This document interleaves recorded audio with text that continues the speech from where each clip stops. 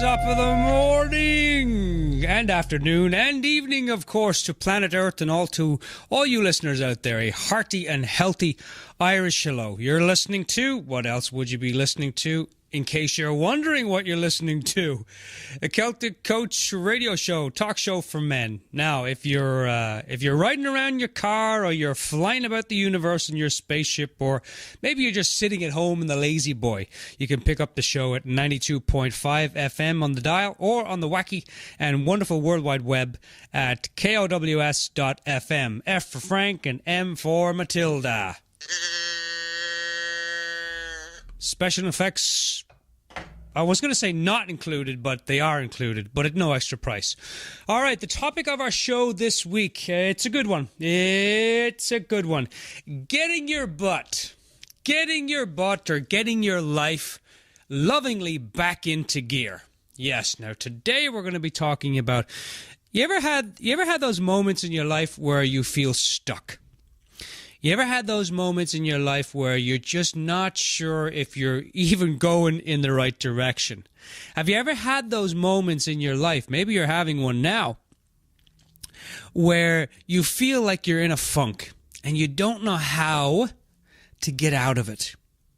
We're going to be talking today, we're going to take it in three aspects of getting your life or getting your butt lovingly back into gear. We're going to be talking about problems and what problems really are and what you can do and what you don't have to do about your problems. This is my problem. Well, what's your question? We're also going to be talking about thought. One of the things that creates more stuckness, that creates more rigidity, that creates more control in our life is our thoughts. So we're going to be talking about thought as the source of all our experience. And we're going to be talking about how do we take life. Some people like to take big bite-size or chunk pieces of life, bite off more than they can chew. Other people, when they're in a funk or they're stuck, they take little tiny little bites. It's kind of like, the way they say, how can you eat an elephant? And it's one bite at a time. So today's show, the Celtic Coach radio show, talk show for men, it's all about, actually, let me back up. I'm deciding now we're going to take out we're taking out the radio and taking out one of the shows. So from here on out, it's going to be the Celtic Coach show, or the Celtic Coach, a talk show for men. The Celtic Coach, a talk show for men. And as always, it's coming to you from KOWS.FM, the heart of West County Broadcasting Occidental, coming to you from our downtown studios here in beautiful, sunny, I have to say, Northern California. That's right, we are northern. All right, Dermot, get your act together in downtown Sebastopol. So welcome, everyone. All right. Now, here's something that I was pondering. I was pondering it this morning, and I thought I'd just share it just for the heck as a kind of an opening to the show. By the way, also in the show today, we'll have the top 11 list from Seamus O'Brien, of course, our lucky leprechaun in the house. And the top 11 list today is all about thinking. Yes, top 11 things you absolutely do not need to know about your thinking. All right. Let me ask you this. Why is it that some days I'm up for everything or anything, and other days I'm good for nothing? And why is it that the more I try to stop my thinking, the more thinking I have to stop? I've often wondered, ladies and gentlemen, why is it that the toilet roll is always empty on the days or nights that I sit down to, well, you know what? Why is it, I wonder, I ponder in this universe of ours? Why is it that people at work annoy me when they know that they shouldn't? What is with that? Why is it that when I worry about a problem, it never, ever, ever, ever, ever, ever solves it?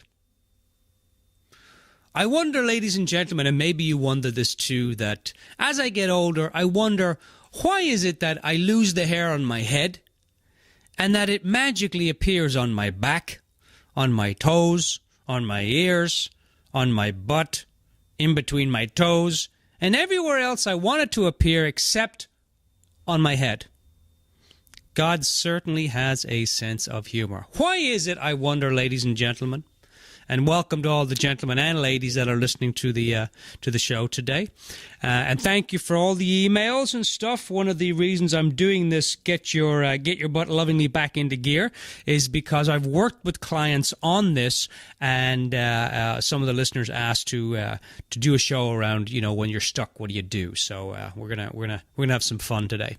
Why is it that the things that are good for me in life, I hate? And the things that are bad for me, I love. Now, what is with that? Why is that?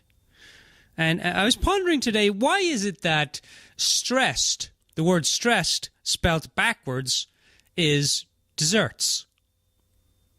Because stress never tastes sugary, creamy, delicious, or any of those things. Why is it, do you think, that the word motivation does nothing to motivate me?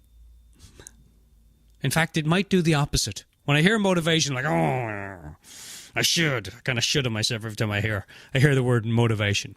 Why is it, ladies and gentlemen, that the best things in life cost too much? However, the good news is the best feelings in life are free. Just in case you're wondering, that's why you buy all that stuff. The house, the car, everything else. It's all to feel something. But the best feelings in life are free. Why is it, ladies and gentlemen, that my thinking causes all of my problems?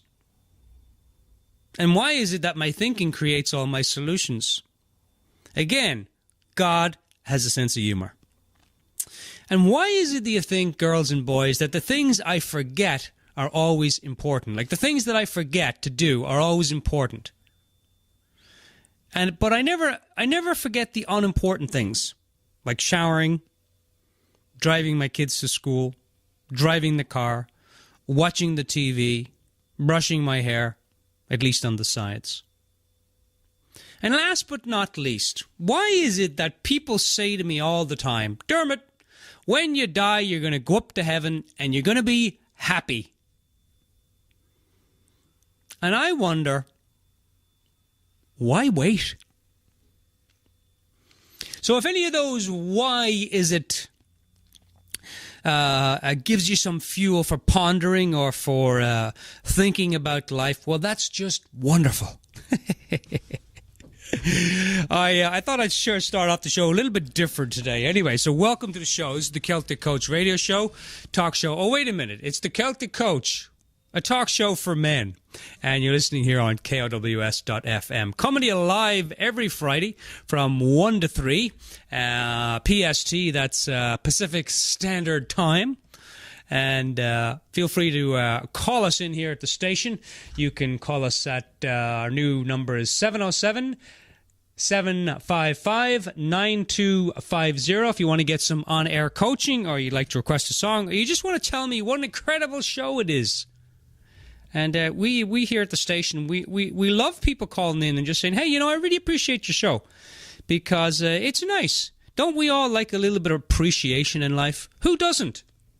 All right, so here's what we're going to do. We're going to play a few songs for all you people on YouTube. You're not actually going to get to listen to the songs. I'm sorry. It's a whole copyright thing. But we'll be right back in about 15 minutes. We'll play a few Irish songs, get you in the mood, get your soul awakened.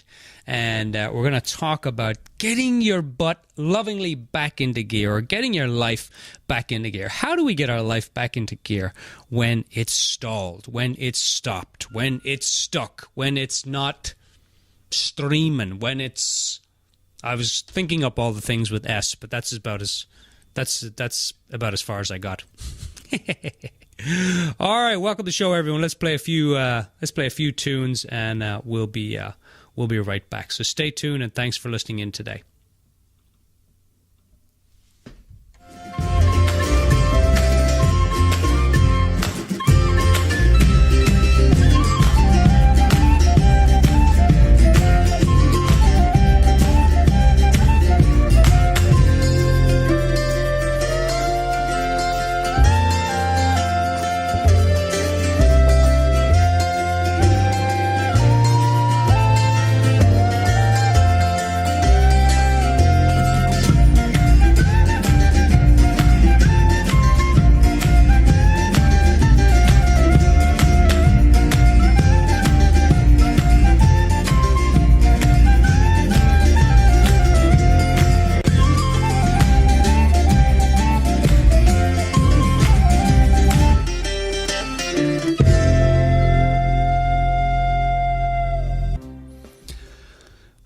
Welcome back, everyone. Welcome to the Celtic Coach Radio Show, talk show for men. And this week we are talking about, yes, we're talking about, my dears. You know, Dermot, what are we talking about at all? Do you even know what we're talking about? I do know. I have an idea. I have an idea. Today we're talking about getting yourself, or getting your butt, or getting your arse, as they say in Ireland, into gear. How do we do that when we're stuck, when we're feeling like we've stopped midway in life, feeling like we have been strapped in and we don't know how to get moving again? Well, it's very interesting. There's 3 parts to the show that we're going to be talking about. So welcome, everyone. I'm really glad you're here and appreciate that you're spending this time with me today on the radio. And if you're listening in at YouTube, thanks very much for taking the time to click on and hear about this show. Every week I share the best tips, tools, techniques, and then lots of non-techniques, tips and tools, and really just sharing the truth of, look, what makes up our experience? What really makes up our experience? And how do we take that truth of what makes up our experience and apply it to our lives? Now, there's 3 fundamental principles or truths that permeate everything that I do. The first one, and this is from the work of a man called Sydney Banks. The first one is called, and they're called the 3 principles. They've been called a lot of different things, but you can look them up, or you can go to my website, thecelticcoach.com, and you can find out a lot more about the work that I do and so on. But today I want to talk a little bit about how do we get ourselves back into gear. Now, these 3 principles permeate everything in the world. In other words, there are 3 principles, there are 3 truths that make up the human experience. The first one is what's known as big mind, or God, or spirit, or source, or whatever you want to call it. Buddha, Allah, Yahweh, Jesus, Mary, Paddy, Bob, whatever it might be. Higher power, that type of thing. And whether we believe it or not, and I'm not shoving anything down your throat there, but I'm simply saying that from my own experience, I've seen that there is something out there that is running the show, and it's not me. Even though I like to think that it is me, I'm realizing that it's not me. You know, it's like my mother used to say, Dervy, you alone can do it, but you can't do it alone. And I think that my mother was pointing towards that force, that universal intelligence that runs everything. And we can tap into that. We can use that as a way to improve, as a way to move forward, as a way to get ourselves unstuck. The second principle or truth is that there's consciousness. And consciousness is what makes up our the experience of our lives. It's how we experience life through the senses, taste, touch, smell, sound, so on and so on. It's how we interact with the world. It's how we experience the world. It's how we think about the world, emotionalize the world. It's how we physically interact with the world. Consciousness, when we're conscious of something. And the third thing is thought. And thought is basically, you've heard the law of attraction. Now, this is not the law of attraction. I'm not talking about that today, although there's some great stuff in that. But I'm talking about thought in terms of when we think something, we bring that creates an emotion or a feeling, and that feeling creates an experience, and that experience is what we deem, it's what we call, it's what we point to as our reality. Now, a flash warning here. Everything in your life is made up of thought. Even the fact that you may think, and we're going to play with this a little bit, but it may be a bit jarring to hear, but even the fact that when you feel stuck, because clients come to me and they say, Dermot, I think I'm stuck. And right there they've given the whole plot. Right there they've shared everything. I think I'm stuck. Well, if you think, therefore you are, right? It's kind of the old adage, if it's like, I think, therefore I worry, and I worry, therefore I'm always thinking, right? There's a quote that says, it's an Irish proverb, and it says, you'll never plow a field by turning it over and over in your mind. So this is the first part of the show today where we talk about, look, we have what we deem problems, and these problems they make us stop in our tracks, right? They're an obstacle. They are something in the way that's stopping us from moving forward. Another way of saying that is it's a problem. Now, clients come to me and they say, Dermot, I think I've got writer's block. Or I think I've fallen out of love with my girlfriend or my wife. I think there's something wrong with my relationship. I think there's something wrong with my head. I don't seem to be able to get ahead in life. I think there's something wrong with my job because I just don't have the motivation or the inspiration for it anymore. And so clients come to me with these types of things, and I mean they're not specific for the clients. They're a human thing. We all go through those things. We all experience. We all experience those types of blocks, those types of obstacles. But when my clients talk about problems to me, and they say, "Well, Dermot, this is my problem." And I will say, "Okay, that's your problem. Well, let me ask you, what's your question?" And there's usually a pause. There's usually like a pause in the conversation where the client will say nothing, or my client will say, "What do you mean, Dermot? What's my question? I'm coming to you, Dermot, with my problem." And I say, "Yeah, well, what's your question? Because to me, it's only a problem because you haven't formed it as a question. The only reason you have a problem right now is because you have not formed it as a question." Now, take a minute and think about that, listeners. Take a minute and really think about that, because that's quite profound. It's important. You see, you don't have problems. Now, if you lost a limb, or you're just told that you had cancer or something, something quite horrific on the body, yeah, that's a problem in the moment. But most of us, if there's not horrific things going on in our day-to-day lives, and most of the time there's not. I mean, we all have times where we don't feel good, or we have problems, or we're annoyed about something, or frustrated, or angry, or sad, or whatever it might be. But in terms of problems, the day-to-day stuff, they're not problems. They're really not problems. They're simply questions that you have not answered. They are simply a problem that you have not formed as a question. Problems are simply an opportunity for you to ask a better question. Because if you got a problem and you're asking the same question over and over and over and over and over again, you're going to get the same answer, which is part of the problem. Right? And as Einstein says, you can't create a solution to a problem on the level that the problem was created. Well, in the same way, dear listeners, that if you think about it this way, you can't create a solution to a problem if you keep asking the same question. And by the way, that right there would be a great definition of worry.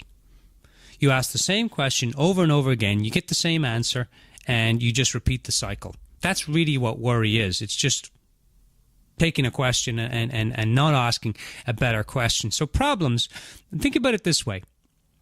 Like people say to me, I say to the clients, "Oh, so you got a problem?" "Oh, I do, Dermot. It's a big problem." And then I say, "Well, how do you know it's a big problem?" And the clients say, "Well, it just is." And I say, "Well, is there like a universal problem meter? Or can you go on Google and can you find the world problem meter and compare your problem, type your problem into the meter and see what number it gives you back?" And the clients will say, "No, Dermot, that's kind of stupid. There's no such thing." I say, "Okay, well then how do you know on a scale of 1 to 10, like 1 is a small problem, 10 is a big problem. How big's your problem?" "Oh, it's 10, Dermot. Could be even an 11. I said, "Well, how do you know that?" And with that, the client gets a little stuck because he's realizing that there is no universal problem meter. There is no universal problem gauge. There is no universal scale that will tell you what size your problem is. And what inevitably happens is I'll say to the client, so if there's no meter and there's no way to find out really, truly, honestly, truthfully, how big this problem is on a scale of 1 to 10. The client's just telling me what it is. The client usually comes to the realization that the problem is the size of the problem is thought created. In other words, they will tell me, well, Dermot, I think it's a 10, or I think it's an 11, or a 5, or whatever it might be. And see, right there is the answer to the problem.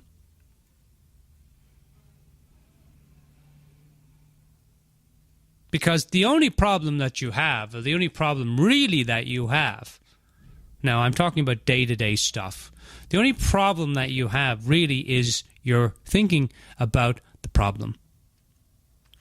And when you can start to see, or when you can start to look in a direction to where that problem is nothing more than an opportunity to ask a better question, a bigger question, a different question. Sometimes, it's just a matter of asking a different question. Now, you might be thinking, well, what kind of questions do I ask myself, Dermot? What kind of questions? Hang on, let me see if we can get, who do we want to get in here? Sean Connery.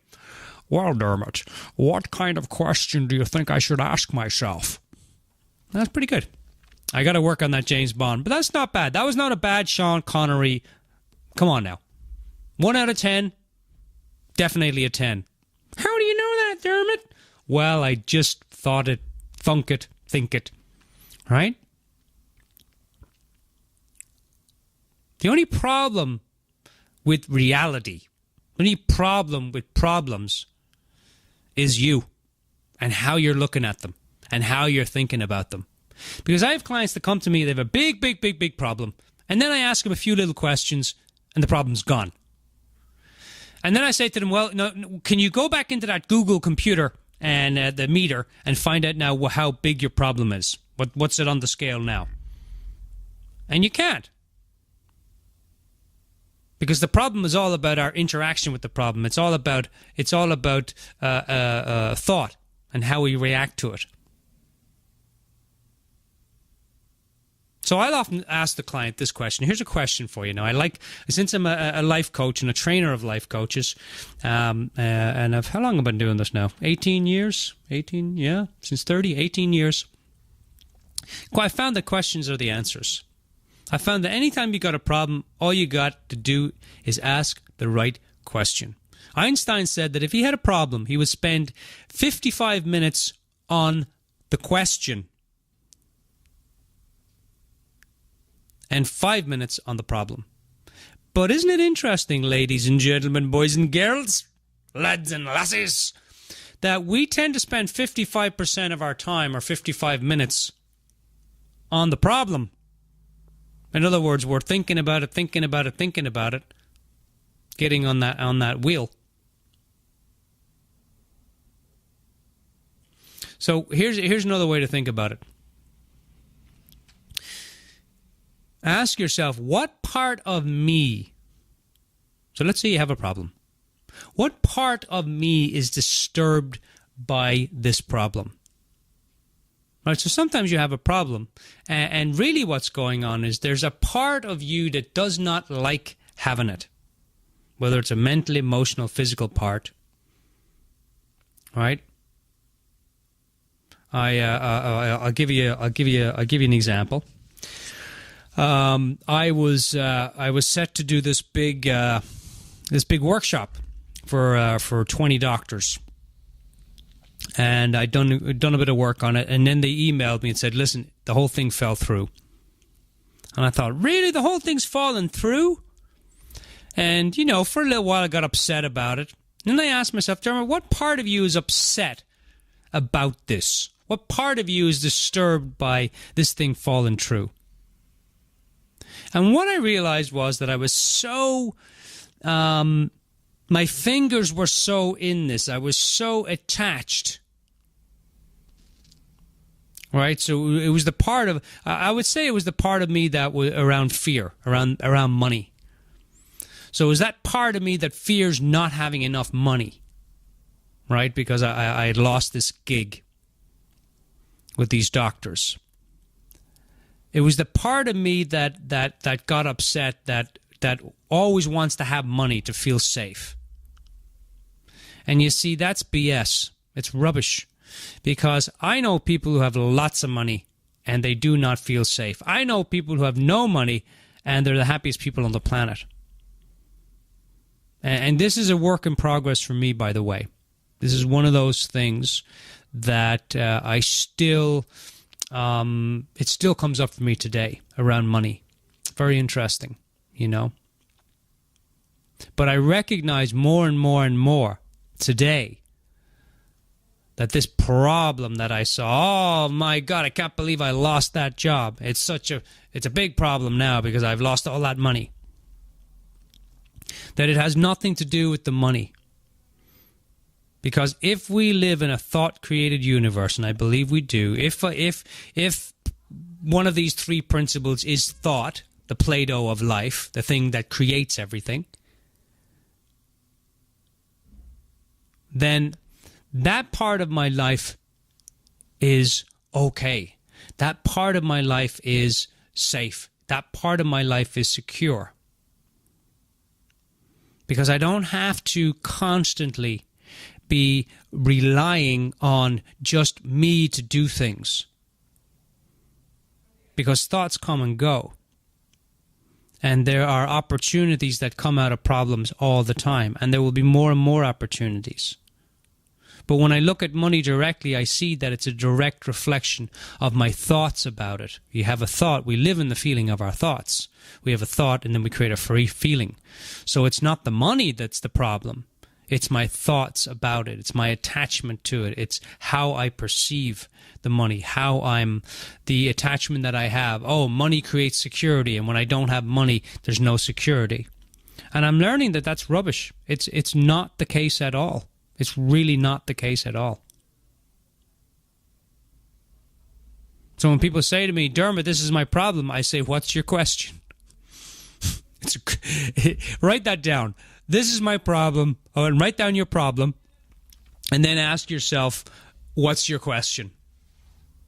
Now, the question can be a lot of things to solve that problem.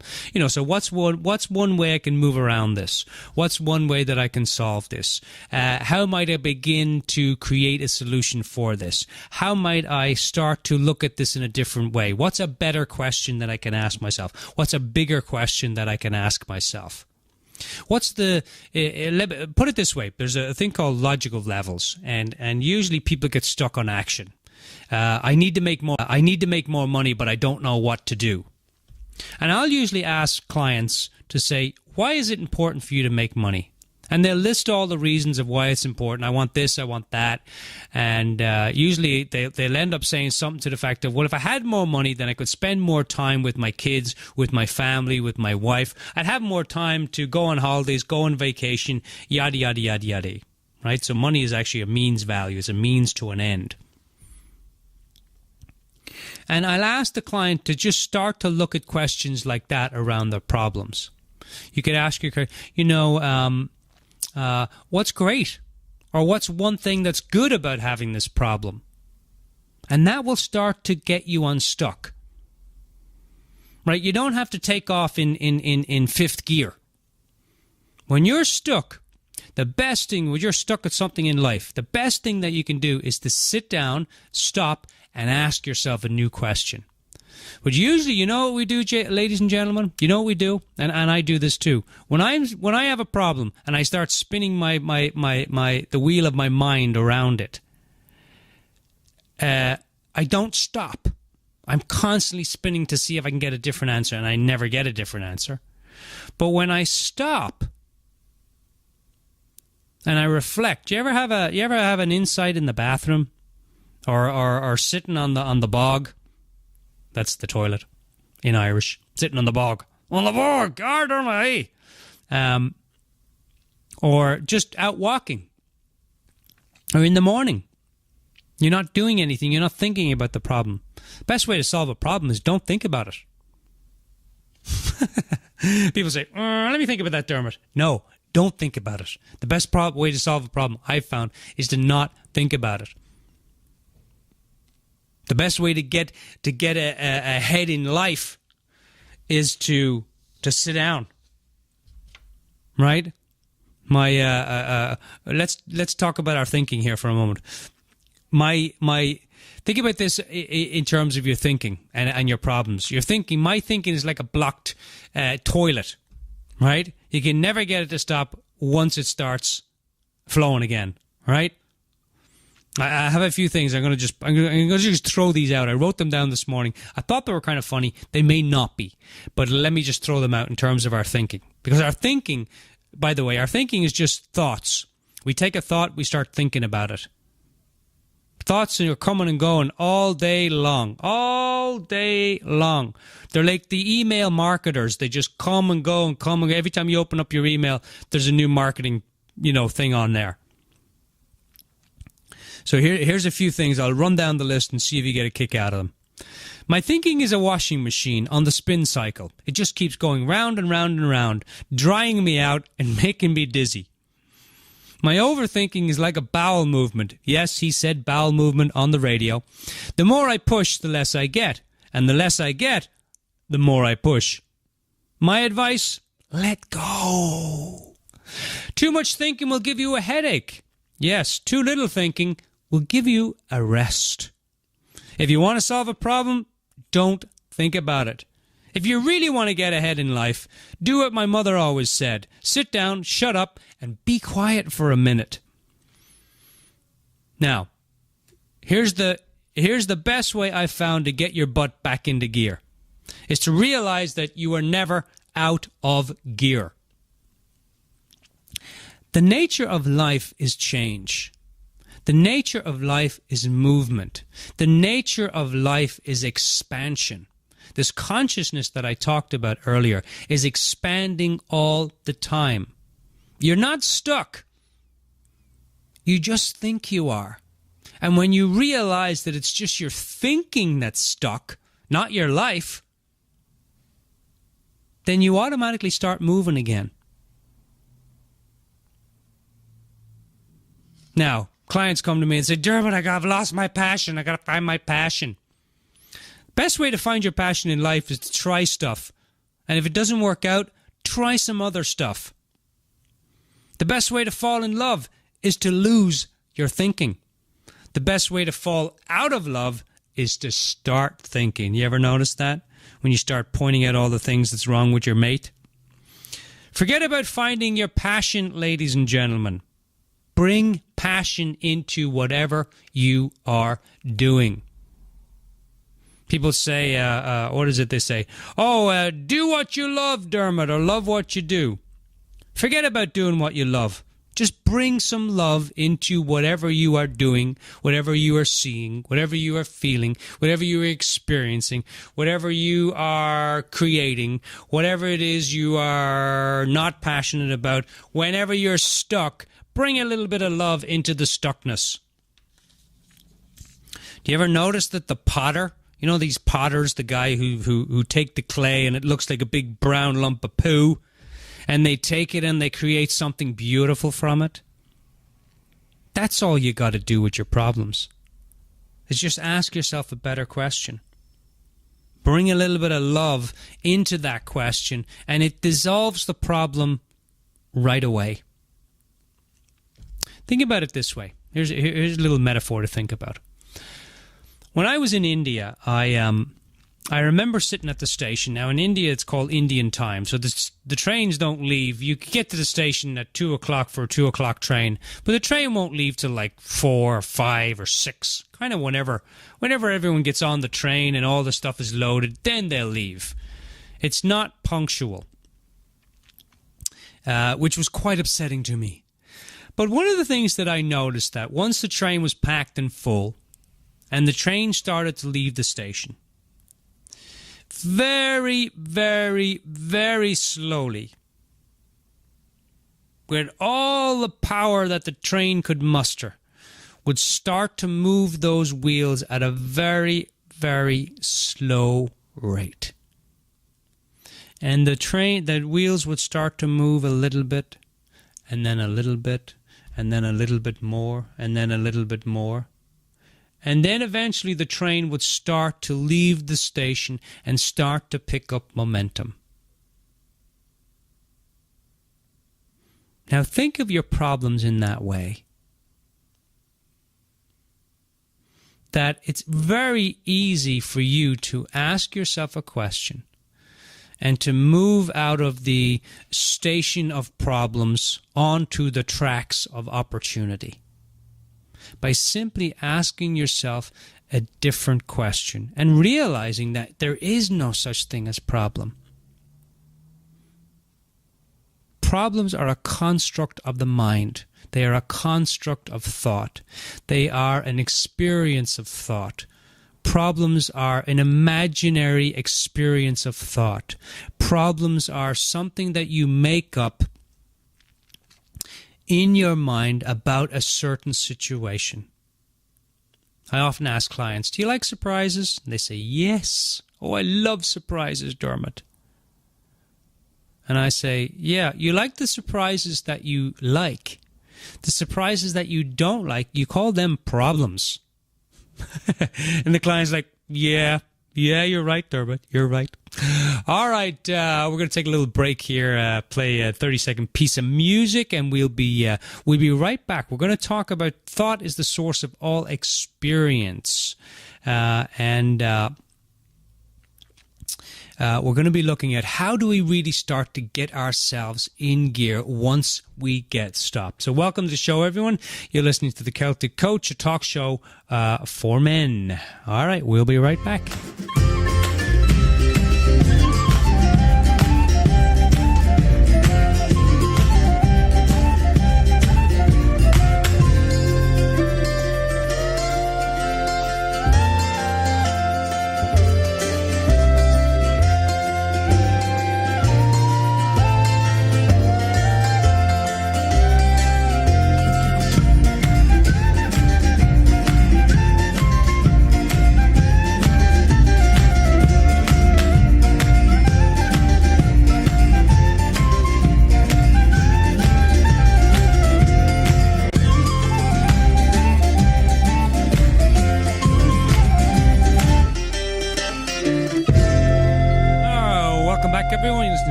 Coach, a talk show just for men. And I wouldn't even go as far to say as all things manly, because there's lots of manly men listening out there today. All right. We're talking about getting your butt back into gear, getting your life back into gear when you are stuck, when the brakes are on. You ever have the experience where you have one foot on the brake and one foot on the accelerator? Yeah, that's called worry.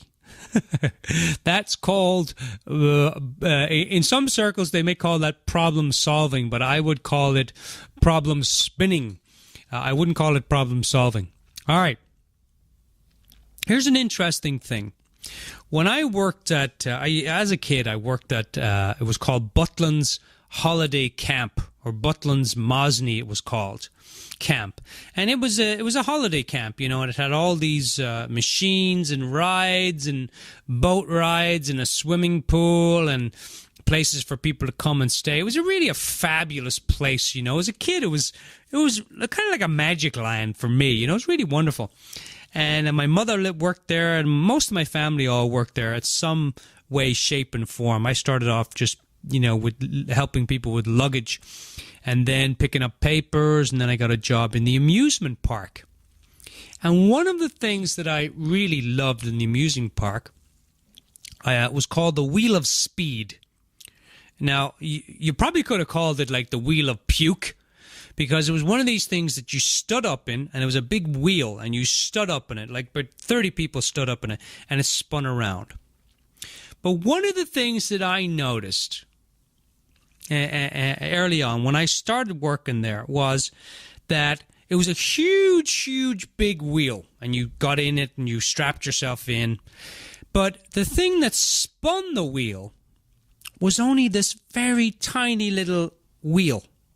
It was the wheel itself was probably only about I'd say 1.5 feet in length. It was like a wheel that you would see on a golf cart. And I thought, how in the hell is that little wheel? How is that going to spin this massive big wheel that people were standing in? And the guy that I was working with said, Dermot, what happens is momentum takes over. The force of momentum takes over, and it starts to spin the wheel. And so I remember cranking this thing up, and slowly, and I do mean slowly, this big, massive wheel started turning. And this little wheel was working, as my dad says, working like the hammers of hell to try and move this big wheel. And slowly but surely, it started to spin. And as it started to pick up speed, it started to move even faster and faster, till at one point, it's spinning at I don't know, it's got to be, I don't know how many miles, like 30 miles an hour. And of course, that's when people started, talking to God. Oh, God! Oh, God! This type of thing. It was not a good experience because Patty here had to go and clean it up. And usually, the people would get sick onto someone who was on the wheel. So it was... I never understood the fascination with it, but there you go. A lot of people like to just get in something and spin around till they're dizzy and sick. It's a crazy world we live in, ladies and gentlemen. It's a crazy world. So one of the questions that I often ask my clients when we're talking about thought, when we're talking about moving forward, is one of the questions, and this is a question that you can ask yourself. I asked the client to describe to me, hey, when was a time when life was good, when life was flowing? Now, I had this client who was quite stuck in his life. And he came to me and he said, Dermot, I think I'm stuck. And I always chuckle when I hear that because I think I'm stuck. That's like saying, Dermot, I've put myself in some wet cement and now it's dried and I have no idea why I can't move. I think I'm stuck. Client's already answered the question with a question, but doesn't know it. And it's really interesting, even if you just listen to the words. So I'll say to the client, tell me about a time when your life wasn't stuck or when your life was flowing. And the client in a second will go to a time when their life was moving, when their life was flowing, when their life was good, when they were happy, when their relationship was good. And I had this particular client who said he was stuck in his job. He said he's stuck in the same dead-end job for years. I'm tired of it. I want to change. Now, he might have wanted to change. He might not. My job was to support him, to help him to look at the stuckness and see that there really is no such thing as stuckness. We just use the thought as cement in our minds to create some type of an obstacle of stuckness, to create some type of an obstacle of stopness, to create some type of an obstacle of... Come on, Dermot. Come on. Universal intelligence, give me something creative to say with an S. I've already said stuckness. I've already said stopness. Could you give me a stickiness? Thank you. Oh, God. You see, you just got to keep dipping back into the well, and eventually you'll come up with something insightful, like stopness, stuckness, and stickiness. There's wisdom for you, let me tell ya. By the way, do you know what wisdom really is? Wisdom is memories of your past without any emotional charge. I was thinking about that this morning. Wisdom is having memories of your past, but there's no emotional charge, and you've learned something from them. That's wisdom. But that's a whole other show. So I'll say to the client, tell me about a time when your life was flowing. And right away, it's like the problem never existed, and they start talking about a time in their life when their life was flowing. And then I'll ask them, so what's different about your life then as to now? And usually, and this was the client I was telling you about earlier, stuck in his business, he'll say something like, well, Dermot, I just wasn't thinking as much about it. I was just enjoying the ride. I was going with the flow. I was riding the wave of joy, of peace, of happiness. I was just showing up to life, whatever the client might say. And I said, well, now, how could you look at, or how could you apply some of that flowness into what's going on right now? And right away, the problem dissolved for him. Right away, he said, gosh, Dermot, I remember at this day, he said, I realized that I have been enjoying my job. Just every now and then I come up with these thoughts, or these thoughts come through my head that I'm not enjoying my job, or that I'm unhappy in my job. But I really do enjoy my job. There's certain aspects of my job that I don't enjoy, but for the most part, I enjoy my job. And I said, well, what's interesting about even the parts that you don't enjoy? That if you could see that that's just a story that you're telling yourself, and that you could easily enjoy the parts of your job that you don't like as easily as you enjoy the parts of your job that you do like. Because what's the variable there? What's the difference there? What's the mediator? What's the thing in the middle, the median? It's thought. I think, therefore I like this. I think, therefore I don't like this. I think, therefore I love this. I think, therefore I don't love this.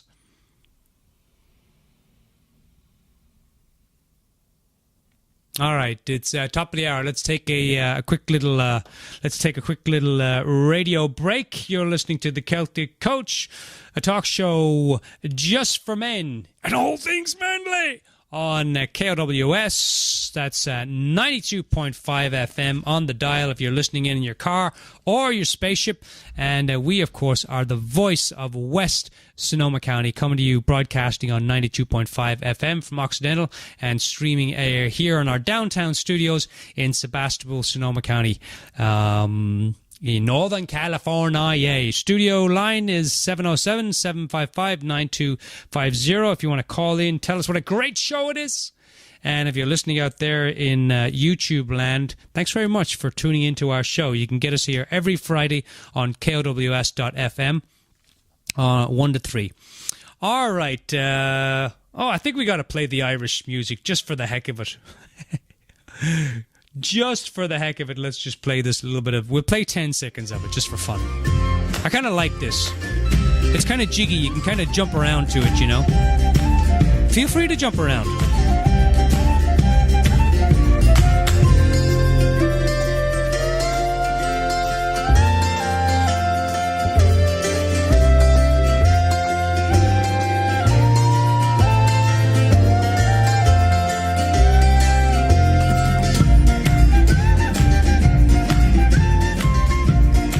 Welcome back, everyone. A little bit of happy-go-lucky Irish music there to warm the cockles of your cart. All right, the Celtic Coach Show, talk show for men. We're talking about getting your arse into gear, getting your butt into gear, getting your life into gear. When it's stalled, when it's stopped, when it's stuck, when it's sticky. Now, here's a thing to think about. You've heard the old adage of priming the pump, right? Now, when I lived in Aspen, Colorado, I had a lawn care business for a while, and I cut trees and did all that type of stuff. Loved it. Loved being outside. And one of the things that I had to do with the lawnmower was to prime the pump of the lawnmower, because it was a massive big lawnmower, and I had to prime the pump. So there's a button on the lawnmower, and I would push the button in, and it would pump. It would inject a little bit of petrol or gasoline into the carburetor, And then you would pull on the handle, and then the machine would start to... It was a massive big machine. You could sit on it and stand on it and do whatever you wanted, aerobics. And it would start up. But you had to prime the pump.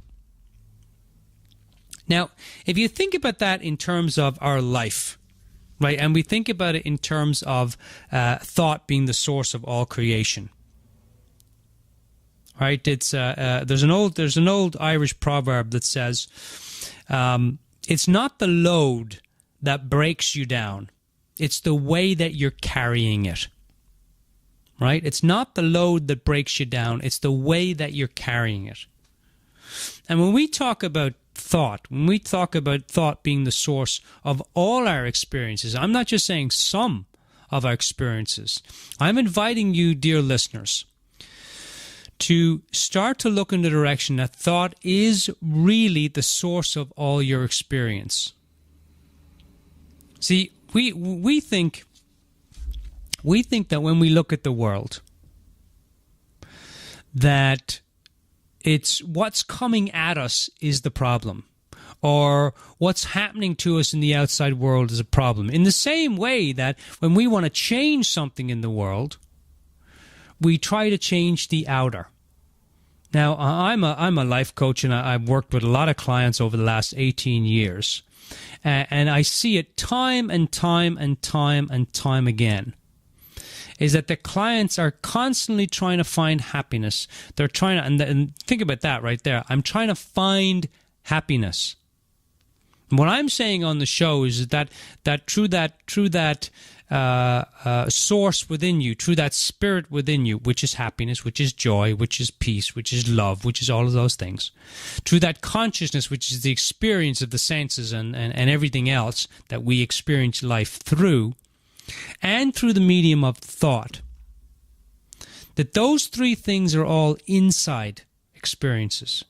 But we're constantly looking to the outside world to change our inside world. And we've kind of got it arseways. We've kind of got it backwards. Not kind of, we do. And it's the source of a lot of problems in the world. It's the source of a lot of pain in the world. Yeah, if you even take like love and pain, I find this fascinating. Like love, when you love something, right, or you're in love with something, you go after it with all your heart. Oh, Dermot, I can't wait to get up in the morning. I love my job, and I go after it and getting clients and doing what I love, yada, yada, yada. Right? So love is when you go after life. And pain is when life comes after you. You ever notice that? It's like, I didn't like that. Oh, that problem. Oh, that's causing me a lot of pain. Now, when we can see that thought really is the source of all our experiences, then we can start to realize, we can start to remember, we can start to recollect or reconnect to a fundamental truth that our world is created not from the outside in, but from the inside out. Now, I don't mean that on an Abraham Hicks level of the law of attraction where, oh, yes, I'll sit at home and I'll, get into the vibration. Now, all that stuff is great. I love Abraham Hicks, but that's not what I'm talking about. I'm talking about thought in a different way.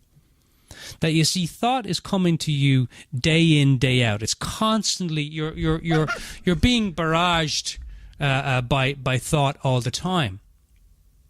And then you grab a thought. It's like the McDonald's of thought, or McThoughts, right? You get in line, and the thought comes, and you grab it, and that's thinking. And then thinking turns into stress. Thinking turns into a problem. Thinking turns into worry. Thinking turns into an experience that you like. Thinking turns into an experience that you don't like.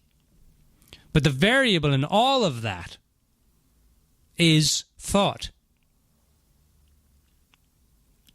So when I say it's not the load that breaks you down, it's the way you're carrying it, what I'm saying is that it's not the problem that breaks you down. It's how you're looking at it. It's what questions you're asking about it. It's how your perspective is about it. It's how you're thinking about the problem. That's the problem. So there really is no problems in life, but thinking makes it so. And a lot of people say to me, well, Dermot, that's just a no-brainer. Right? Yeah, of course, thinking about my problem, well, that's the problem. But if you really see that for what it is, if you really see that, hey, I have no problems, I only think I have. I don't hate that person, I only think I do. Then what happens is it starts to become really clear in your life that thought really is the source of all creation, of all experience, of every problem, of every opportunity, of every experience that you have in your life. Now, let's take it down to a practical sense. Let's bring it back down to a question. Right? So we're talking about getting unstuck or getting moving, getting your butt back into gear when you're stuck. So here's a question that I've often asked clients, and I've had a lot of success around these types of questions with clients. Now, I had a client who wanted to create the habit of losing weight and getting fit. Right? He was a little overweight, and he wanted to start to create the habit, but he tried everything. He was working out, he was working with trainers, he was doing all these different things. And he came to me for coaching because nothing was working. And nothing was working because he was doing everything from the outside in and doing everything through willpower. Dermot, I'll just push myself through and I'll work out 5 days a week. And he would do that for like a month maybe, and then he'd be like, and his will would give up, right? Because willpower will only get you so far. Mental power will only get you so far. But if there is, in fact, and I believe there is, a universal intelligence, a God, a source, a spirit, an innate wisdom that creates the whole universe in beautiful, simplistic, perfectly timed, perfectly orchestrated world, then it must be also true that intelligence created us and lives within us and is part of us. Now, what does that have to do about a guy losing weight? You might be asking, Dermot, you've kind of got off on a bit of a tangent there. I did, but I'm Irish. I like to talk, so, forgive me. Oh, and by the way, in 5 minutes, he's just walked in the door. Hello, Seamus. How are you doing, Dermot? In about 5 minutes, we're going to have Seamus come on and do the top 11 list. And today, it's the top 11 list, top 11 things you absolutely do not need to know about your thinking. You may see a theme today. It's all about thinking. It's all about thoughts. Ah, yes, a thought-created world. Oh, I like it. All right, back to what the heck was I saying? All right, so here's a question that I asked this client. Because the client now, some people can bite off more than they can chew. And some people bite off more than they can chew, but can't chew everything they've bitten off. And this client was kind of that way, that type, where he was constantly creating these big goals. He was trying to get himself back into gear. He was trying to get his life back on track. Even though, dear listeners, by the way, your life is never off the track. Even when the little lady says, I'm off the rails, she's not off the rails. It is impossible for you to be off track. It is impossible for you to be off the rails. It is impossible for you to truly, truly be stuck. Because the nature of life is change. The nature of life is flow. And we are living beings. We are constantly living in that flow. It's kind of like saying, I'm a fish and I got stuck in the water. A fish never really gets stuck in the water. The fish is in the water. The fish lives in the water. The fish lives and breathes in the water. The fish is part of the water. The fish has its beingness in the water. The fish is, gosh, come on, Dermot, come on, something else. You get the idea. So it is with us. We are living beings. We are part of this universal flow. We are constantly in flux. We are constantly in motion. We are constantly alive until we die and then come back and then we're alive again. But you get the idea, right? Energy transforms. It never really dies. And that's what it is with us. So one of the questions I wanted to give this client an experience of being successful without the power of his will. I wanted to give him an experience of creating some success without being so attached to the result, because that cuts off the flow. You ever notice that when you're trying to control something? And by the way, we're all trying to control our lives. We're all, me included, we're always trying to control every mental, emotional, physical, spiritual aspect of our lives. We're trying to control it all. Even when I'm sitting in meditation, thinking about nothing, I'm trying to control the experience of meditation. I'm thinking, okay, I'm going to be enlightened today. Am I going to get peace today? Am I going to be relaxed today? Am I going to get an insight, a vision of the God Mother Mary? Is Jesus going to come to me in a vision in my meditations? Even in meditation, I'm trying to control the outcome. I'm trying to control the experience. Hands up, who does that? Maybe it's just me. So we're constantly trying to control. So I want to give the client an experience of just doing something without an attachment, without an expectation. Right? Back in the day, I used to go to a 12-step program years ago, 20 years ago. And one of the things in there, they says that the expectations are premeditated disappointments. And I often thought, yeah, that's absolutely true. Now, there's nothing wrong with expecting good things. But the key is that if they don't happen, you can't be attached to the outcome of it, right? So it's good to expect good things. But we get devastated when we expect good things and they don't happen. It's like the law of attraction, right? I've had clients where it's like, well, Dermot, I'm thinking good thoughts. I'm saying all the right things. I've got a dream board. I've got my powerful, positive, perfect affirmations. Trying to think of another P there. And nothing's working. And a lot of the times it's because we're trying to control the outcomes. Now, by the way, that's not just a Dermot thing. That is a human thing, a human thing. And in case you wonder, where did the word human come from? Hu is one of the oldest words in Hebrew for God. Man, God in man. So apparently there might be something to that whole spirit living within. And we're not messed up. We're not broken. We may have a few cracks, and we're certainly not stuck, even though it might feel that way. And I appreciate and respect that it feels that way. Many, many times in my life, I have felt that way. But looking back in retrospect, I see that I was never stopped. There was always stuff happening. It just did not feel like that in the moment.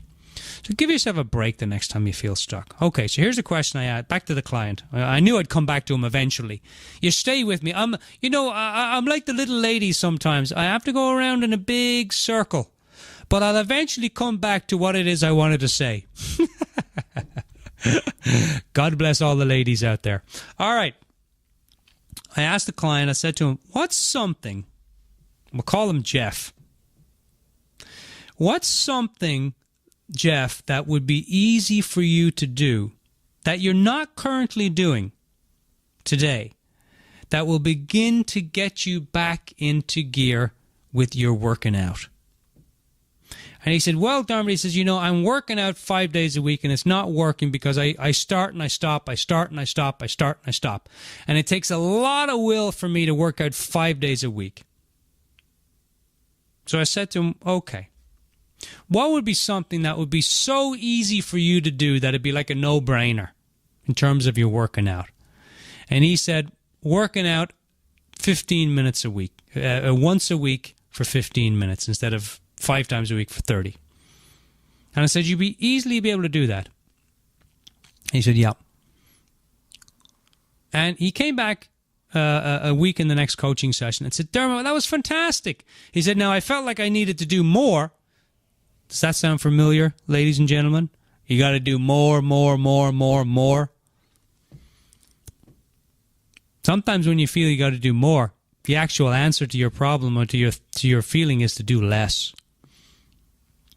And so I said, well, what do you want to do next week? He said, I'm going to do the same. And this went on for about a month or two. And he got up to, with no expectations, I think it was 3 days a week working out for 30 minutes. And he was good with that. That's all he needed to do. Because he didn't have that expectation of, in order for me to lose weight, I've got to work out 5 days a week.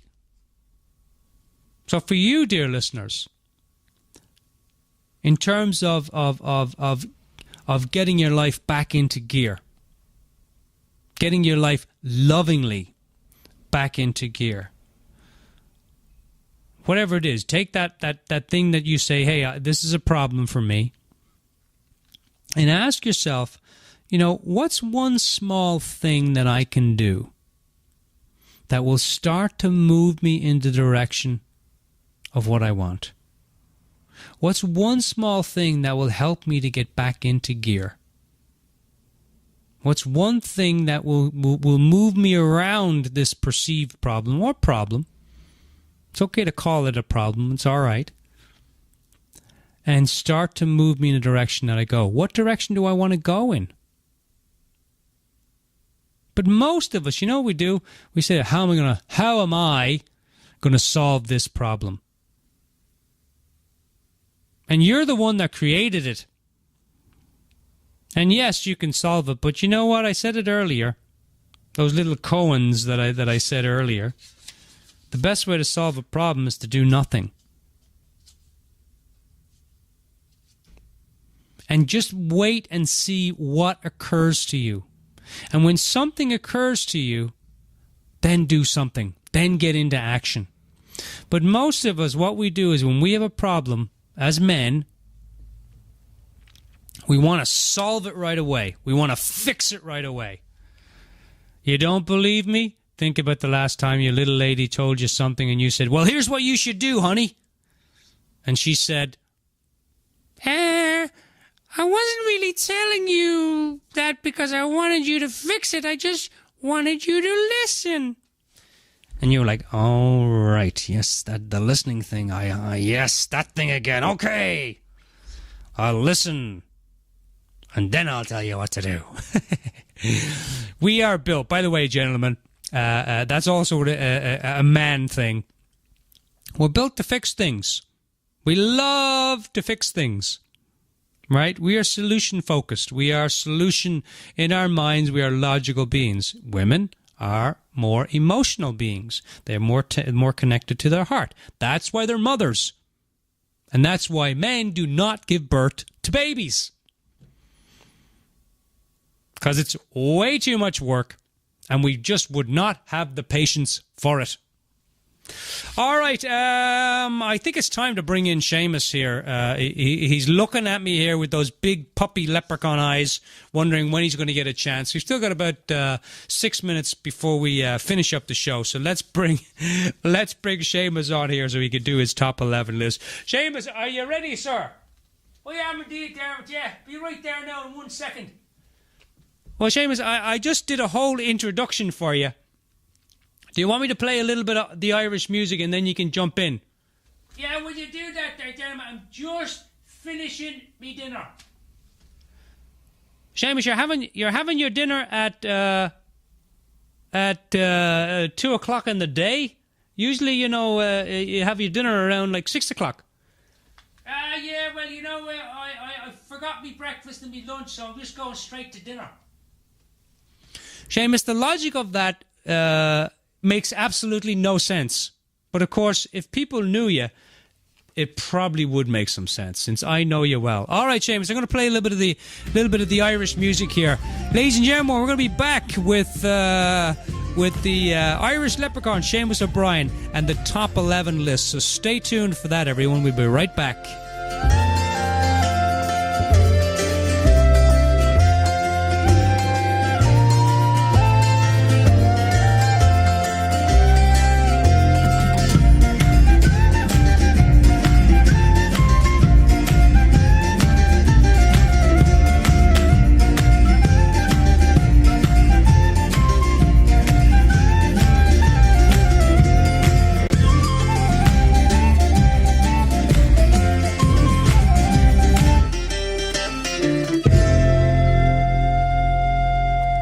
Welcome back, everyone. You're listening to the Celtic Coach, a talk show just for men and all things manly. All right, we're going to have Seamus come in here now and do his top 11. So, Seamus, are you ready? Well, yeah, hang on now. Come on. All right, so down here, Seamus. Now, make yourself at home. All right, Seamus, what do you want? Jesus, Seamus. Seamus, just sit there.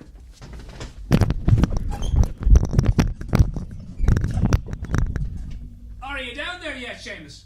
Oh yeah. Thanks very much, Dermot. Yeah, I slipped, and then the chair slipped, and then the microphone slipped. There was a wee bit of slippage going on here. Seamus, just get on with the show, will ya? God, there's always something with you, Seamus. There's always something. Yeah, and what's your point in that? Did you want a point? No, what's your point? I meant to say, what's your point? But you could have a point if you want it. All right, hello everyone. You're listening to the Celtic Coach show, talk show just for men. All right, here we go. Now, Seamus O'Brien here, the House Leprechaun, and we're going to do the top 11 list. Now, this is the top 11 list. Top 11 things you absolutely do not need to know about your thinking. Ah, yes, that thing that's up in your head, but it's not up in your head. But you think it's up in your head, but it's really not. It's a figment of your imagination. But more on that later. All right, here we go. Number 11. Your problems are more about your thoughts than the problem. So you may say, I think, therefore I worry, or I worry because I think. Now, don't think too hard about that one. You might give yourself a headache. Number 10. I think myself into stress. I think myself out of stress. Maybe my stress is just my thinking. Number 9. Every day me mother inspired me to be peaceful and to go within for guidance and clarity. She'd say, shut up, sit down, and don't make a sound for an hour. My mother. She must have been a yogi. You know, one of those yogis up in the Himalayas. Number 8. Wouldn't it be great if I could stop to think and then forget to start up again? Or, well, no, I'll tell you now what I usually do is this. I start to think and I forget to stop for days and days. I know, it's kind of backwards. Number 7. In Ireland, growing up, I never stressed about dieting or getting fat. Because in Ireland, we had this thing. It was called hunger and poverty. Now, it's not something that we were ashamed of, but my mother used to say it was always a bit of an inconvenience. Number 6, the best way to deal with stress is to do what you do with a bill. Just ignore it. I do now. There's a few bills that I ignore. I have to say. God bless them, but I couldn't be bothered paying them. You know, like the electric bill on the Rainbow. It's quite a charge. Number 5. My mother spent, oh yes indeed, no, this is a fair one. My mother spent days in bed. When I was growing up, my mother spent days in bed worrying about stuff and worrying about life and worrying about me father and worrying about the bills. And I never had that problem. Because my mother spent all that time worrying in bed. But I never had a bed. So I didn't have to worry. Well, here's the true story.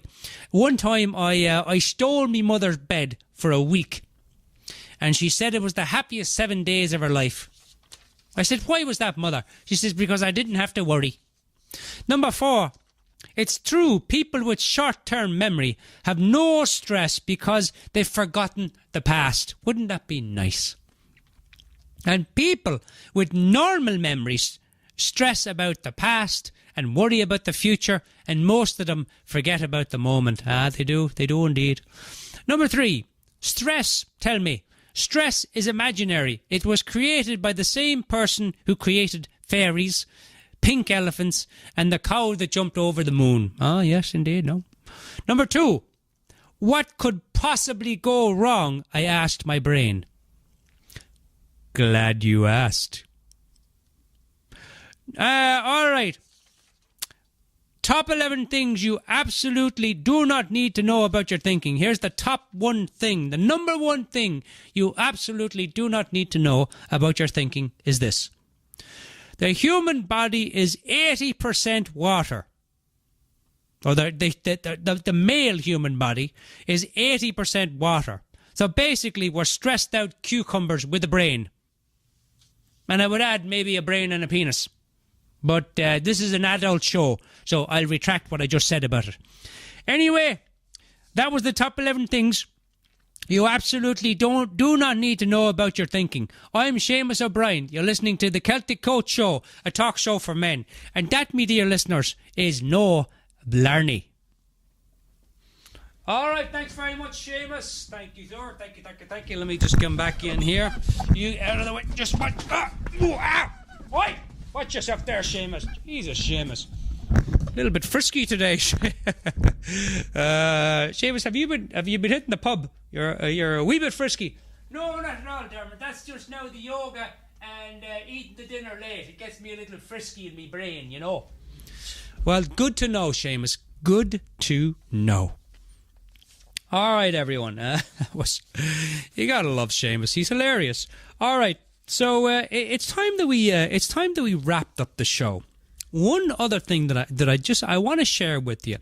We were talking there about, I was talking about that client who took some of the stuckness, some of the stickiness, some of the stopness in his life, and started to move forward, kind of like that big wheel. The small wheel is us, the big wheel is life, and just started to churn it a little bit. Started to move forward on some of the things that we want to move forward, but in bite-sized pieces. Now, I have clients who like to bite off more than they can chew. I have clients that like to get in over their heads. And I'm of this type. Because, you see, when we take something in life, so let's say you get your life lovingly back into gear, and now you're moving again. Now there's some momentum, right? An object that is in motion tends to stay in motion, and so one of the things that we can do is every now and then in your life, here's a little experiment for you to do, right? And I used to do this when I lived in LA. I was an actor in LA back in 2000. I moved from Colorado to LA.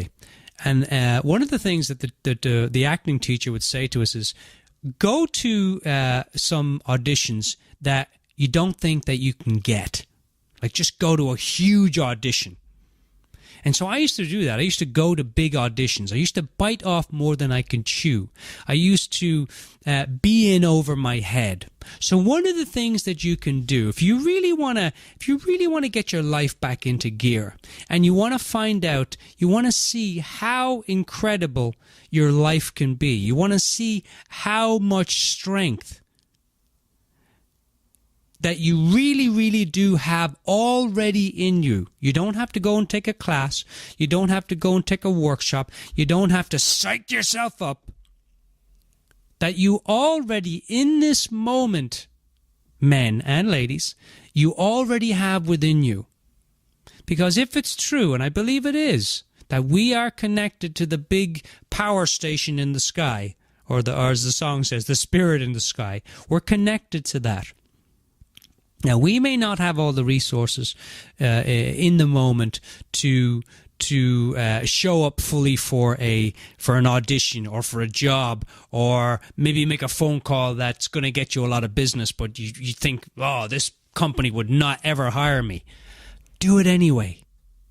Do it anyway, because what I've noticed in my life, and I've asked clients to do this, and they come back and they share some incredible stories with me of they called this company just to see if the company would take them on as a life coach, and the company said yes.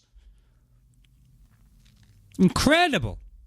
Is to put yourself out there and connect to that resource that you already have in you now.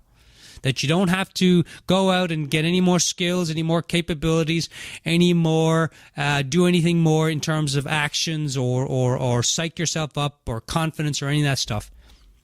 It's already within you today. But you got to put yourself out there so that you can see what you're made of. You've got to jump into the pool to see how good of a swimmer you really are. You've got to throw your creativity out there to the wind and see what sticks. You've got to jump into the driver's seat of your life and head down that highway and see what shows up. Trusting that beautiful, innate, divine intelligence, wisdom, love, joy, peace, all of those things that is already within you. You see, it's not money that brings you happiness. It's your thoughts about the money. It's the love that you bring for the money. The money itself doesn't have any inherent love that when you touch a $5 bill, you get $5 worth of love. And if you don't touch it, you don't get any love. In the same way that when you see a beautiful flower, the flower does not have any inherent love in it. It awakens in you that part of you that loves. That part of you that appreciates. That part of you that's intelligent. And that's yours. You don't have to work for that. That was yours. That was given to you the moment you came into being. Whenever that was, I don't know. So the homework for you for this week is to go out there. Once you get the ball rolling, if you're stuck, get the ball rolling first. Take some of the suggestions, some of the things we talked about. Get the ball rolling, and then go out and just one time in the month, one time in the week, whatever it is. Right? I do one little thing per week that stretches me out of my comfort zone, that I bite off more than I can chew. And beautiful things always happen. I always learn something new and fascinating. So my homework for you before we leave today, go out there and make a phone call that's over your head. Take an action step that's way out of the box, even though there's no box. Put yourself out there, bite off more than you can chew. Maybe you want to do something with your kids that they would be blown away with. Do it. Maybe there's something you want to do with your partner that is way outside of your normal thinking. Do it. Maybe you want to call a company and ask them to partner up with you. Do it. Maybe you want to make a proposal to a big organization that you say they wouldn't ever be interested in me. Do it anyway. And whether they say yes or whether they say no, that part doesn't matter. The homework is not about that. The homework is simply for you to go out and do it so that you have the experience of it. Whatever the results are, they're out of your control. But the homework is not to get a result. The homework is just to go out there, throw some mud, throw a big lump of mud, and just see what happens. I say to my clients, or I say to the coaches that I train, I say, in coaching, just show up for what shows up in the sessions. Or another way I say is just show up and try stuff. So your homework, bite off something bigger than you can usually chew. Be in over your head and just see what happens. But make sure it's safe, okay? I'm not asking you to jump out of an airplane. Although if that's what you want to do, all you, go ahead. It's been an absolute pleasure, as always. I just love doing the shows. It's always a pleasure to put some stuff out there and to see what happens. So, dear listeners, that's our show for this week. I trust and know that you got exactly what you were supposed to get from our little chat today. And if you'd like to hear more, feel free. If you want to hear about coaching, you can go to the CelticCoach.com. CelticCoach.com, and you can put in your email there. I just started up my website. It's beautiful. I'm very, very proud of it. And you can go there. I created a really beautiful PDF. You put in your email, you get on my newsletter each week.